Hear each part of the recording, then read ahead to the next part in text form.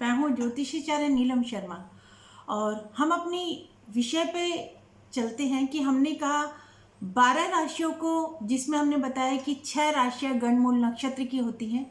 इनमें से 3 राशियाँ जो होती हैं वो अग्नि तत्व प्रधान होती हैं, 3 पृथ्वी तत्व प्रधान होती हैं और 3 वायु तत्व प्रधान होती हैं और 4 जल तत्व प्रधान होती हैं।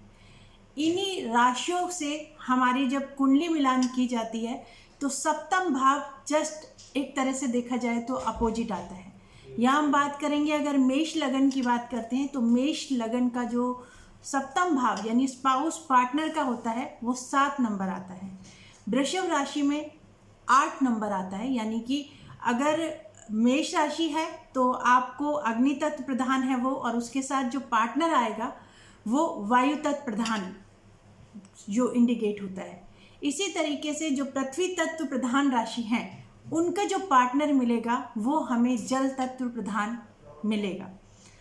यहाँ एनर्जी का फ्लो इस तरीके से किया गया है कि एक दूसरे को, यानी पानी है तो उसको धरातल यानी पृथ्वी की आवश्यकता है, तब वो एक सही तरीके से प्रोसेस में काम आएगा।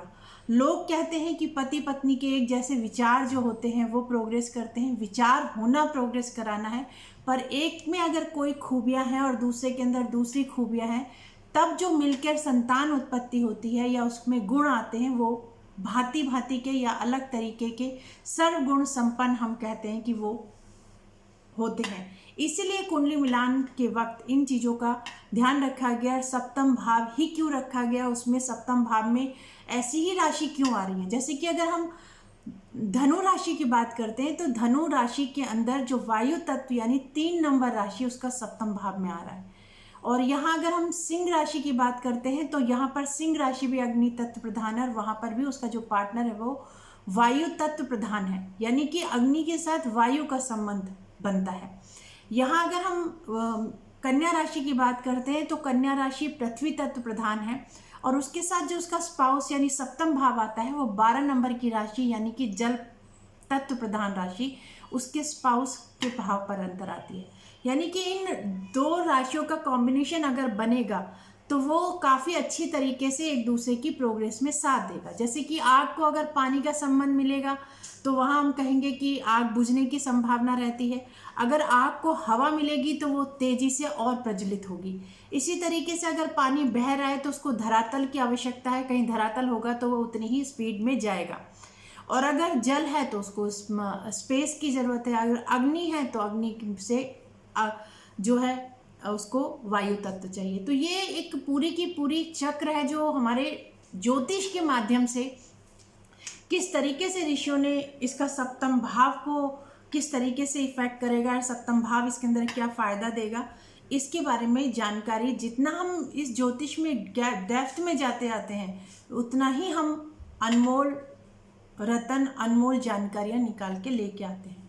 जैसे हमने पहले कहा था कि चंद्रमा के माध्यम से ये सारा खेल चंद्रमा का ही है कि चंद्रमा जिस राशि के अंदर मूवमेंट करेगा हमारे विचार उसी तरीके के हो जाते हैं। अगर चंद्रमा किसी रोमांटिक प्लैनेट के ऊपर से जा रहा है तो स्वतः ही हमारे मुंह से ऐसे रोमांटिक गाने जो हम कभी शायद गुनगुनाते हैं तो हम अपने आप लगते हैं अरे ये गाना कैसे दिमाग में आ गया।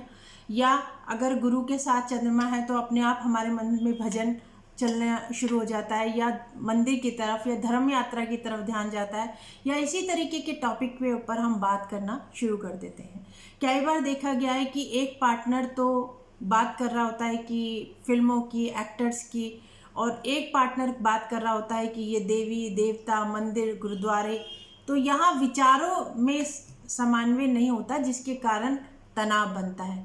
यहाँ अगर हम एक दूसरे के विचार को समझ लेते हैं और हमें ये पता है कि हमें अपना घर चलाना है, परिवार चलाना है, तो वहाँ एक दूसरे के विचारों को समझ के उनको महत्ता देकर, और कई बार कंप्रोमाइज़ ही कहा जाए कि कंप्रोमाइज़ कर कर हम अपने घर की जो स्थिति है उसको हम काफ़ी कुछ हद तक सुधार सकते हैं। तो इसी विषय में जो मैंने बात की थी कि चंद्रमा की स्थिति शो करती है कि आपके ऊपर शनि की 7.5 लगी है कि नहीं लगी।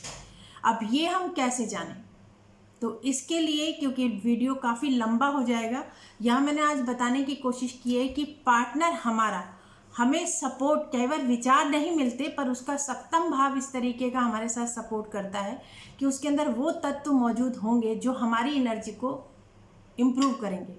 और हमेशा देखिए कि हमें अपोजिट ही अट्रैक्शन में लेके आता है। जो गुण हम में है, अगर वही गुण सामने वाले में है तो हम अपने गुणों को बढ़ा नहीं सकते। बढ़ाने के लिए जो हमारे अंदर गुण है उससे अलग गुण दूसरे में होंगे, कुछ वो हमसे कैरी करेगा, कुछ हम करेंगे, तभी हम प्रोग्रेस कर पाते हैं। तो अगले वीडियो में हम जानकारी देंगे शनि की 7.5 का कैसे लगती है और किस तरीके से वो हमारे जीवन के अंदर प्रभाव डाल के चलती है। तो जुड़े रहिए हमारे साथ, और हमारे चैनल को अगर आपको जानकारियाँ पसंद आ रही हैं तो सब्सक्राइब कीजिए एस्ट्रो नीलम शर्मा से। और आप अगर अपने क्वेश्चंस की जानकारी चाहते हैं तो हम यूट्यूब लाइव और फेसबुक लाइव समय समय पे करते रहते हैं, तो अपनी क्वेश्चनों की क्वारीज आप हमसे ले सकते हैं और अपने प्रश्नों के आंसर लेकर अपने भविष्य को संवार सकते हैं। तो आगे फिर मिलते हैं, तब तक के लिए नमस्कार।